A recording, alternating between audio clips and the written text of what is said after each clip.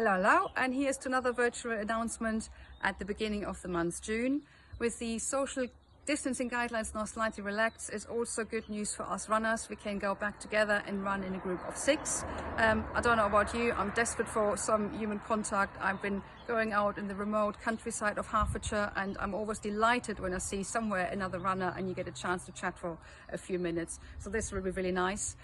Please have a look on the forum. We put up some guidelines because we have to be very mindful of where we run and the general public. Some people might not be very respectful, might not be very tolerant of having a group of 6 people running past them in a jolly mood if they just come back from a 12-hour shift on a COVID ward or just lost a loved one to COVID. So please be extra mindful of how other people might feel you come past. Look out please for emails from the coaches. They will start some small group training, and also an email from the captains who will start to get us together virtually more often. A recap on the webathon from last month. Thank you very much to Phil again and his group for organising this, and to everybody who contributed.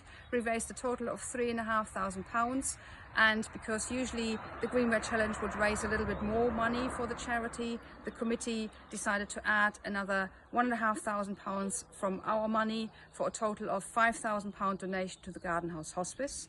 But also this year's charity is Headway, and because they have lost out by us not doing the ball, we would usually do the raffle for the charity, so we decided to also donate £500 to Headway. So congratulations to those 2 charities. I hope the money goes a long way for you in those very difficult times for all of the charities.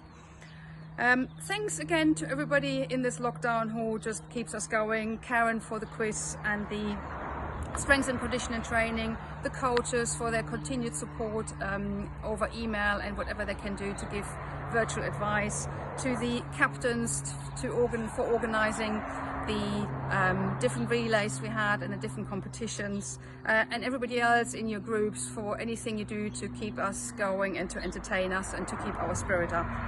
But we'd also like to recognise as a club to all the NHS workers we have in the club, any other key workers, all the teachers. Everybody has got so much more to do because of this crisis. I might not even find the time to training, so we very much appreciate what you're doing. But we're also mindful that some of you might not be in a very good situation where they find themselves furloughed or even made redundant. So we're mindful of that, and while the membership fees are due at the moment, if you find you cannot afford it at the moment, or maybe this whole year, not a problem at all. We don't want to lose you as a member. Please get in contact with the membership secretary. It will be all confidential, and we sort something out because we really value every single member of you, and we want to see you all back when we can meet up again.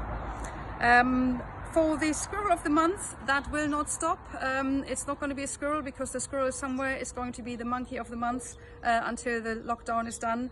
And we had 2 very fantastic nominations, and both of them will be awarded. One is obviously Phil Hunt for his fantastic work with the webathlon, and the other person is somebody who had to self-isolate for the last 12 weeks because of some underlying health condition, has done all the training, including all the virtual relays and competitions on the treadmill, so heads up.